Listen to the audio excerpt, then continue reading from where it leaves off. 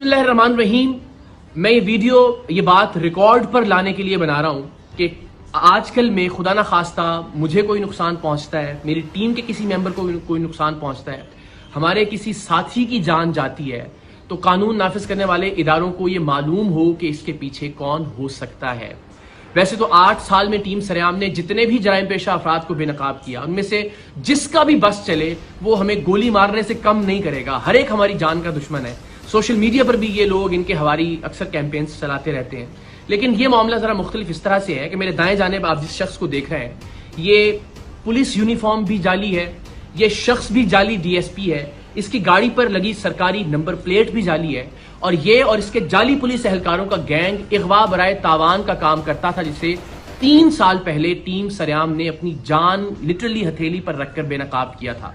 Rangers के साथ हमने कार्रवाई की थी। इस गैंग में हमारे लोग शामिल रहे और इगवा बराए तावान की इसकी कार्रवाइयों को खुफिया कैमरों पर रिकॉर्ड किया। ऐसी सूरत में कि अगर इसे पता चल जाता कि ये लोग टीम सरेआम के लोग हैं तो वो उसी वक्त उन्हें गोली मारता, गुरेज नहीं करता गोली मारने से।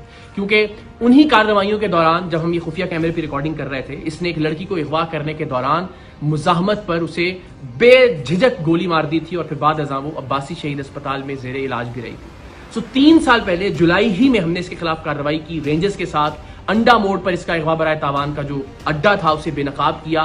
वहां से 2 लड़कियां और एक शख्स हमें, जिनके हाथ और पैर बंधे हुए थे, लरजते कांपते हुए वहां से बाजियाब करवाए हमने, और इस शख्स को रेंजर्स ने गिरफ्तार कर लिया।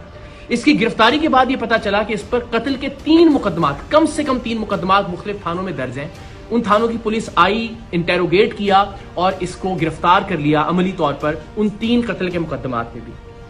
लेकिन सुभान अल्लाह, अल्लाह इस मुल्क के निज़ाम इंसाफ को बेहतर करे कि लोअर कोर्ट से तो इसकी बेल खारिज होती नहीं, लेकिन 3 साल बाद हाई कोर्ट से इस शख्स की जमानत मंजूर हो गई। और ये शख्स जो 3 कत्ल के मुकदमात में मतलूब था, जिसे हमने सबूतों के साथ रेंजर्स के साथ जाके बाजियाब करवाया था, जिस वक्त रेंजर्स ने और हमने ये कार्रवाई की उस वक्त इसके अगवा बराए तावान के अड्डे से 3 लोग, जिनमें 2 लड़कियां शामिल थीं, वो जंजीरों में बंधे हुए वहां से बाजियाब हुए। लेकिन उसके बावजूद ये शख्स मुआशरे में बाहर आ गया, और बाहर आने के बाद इसने क्या किया, वो शख्स जो हमारा खैर खा था, जिसे आप इन्फॉर्मर भी कह सकते हैं, जिसने हमारे अराकीन को इसके गैंग में शामिल करवाया था, और वो बेचारा अब तक 4 घर इसके खौफ से तब्दील कर चुका था। इसने उसका घर तलाश किया, उसके घर में जाके पिस्तौल के जोर पर उसे नींद की गोलियां खिलाई, नकाब उड़ाया, अपने दूसरे साथी को इसी हमारे साथी की चाबी दी कि गाड़ी स्टार्ट करे और दरवाजे के बाहर ले आए, और इसको अपार्टमेंट से नीचे उतार कर लेकर आया। और इरादा ये था कि इसको अगवा करके लेकर जाए अपने अड्डे पर और तशद्दुद करके इसको मारे ताकि इबरत का निशान बना सके। लेकिन अल्लाह की करनी, अल्लाह कुछ और मंजूर था। सीसीटीवी फुटेज आप देख सकते हैं कि ये जैसे ही वो नकाब के साथ इसको लेकर नीचे उतरा, वो गोलियों का असर अल्लाह की मेहरबानी से जायल हुआ और हमारा जो साथी था वो वहां से भागा। ये उसके पीछे भागा, लेकिन तब तक इसने फिर रियलाइज किया कि अब मुझे इसका पीछा नहीं करना चाहिए। वापस आया और उसकी गाड़ी को लेकर ये लोग चले गए। उस दिन की FIR भी थाना गिजरी में इस वाक़े की दर्ज है। लेकिन इस शख्स के जुनून का आलम आप ये देखिए कि ये बेधड़क होकर गोली चलाता है। उस शख्स को भी अगवा करने आ गया 3 साल जेल में रहने के बावजूद भी। सो हमारी जान तो हाजिर है पाकिस्तान के लिए, हमारा खून हाजिर है हर वक्त पाकिस्तान के लिए। हम हर जगह सरेआम जाते हैं, इवेंट्स के अंदर लोगों के दरमियान मौजूद होते हैं, रिकॉर्डिंग्स कर रहे होते हैं। सो ये जिंदगी तो हाजिर है इस कॉज के लिए।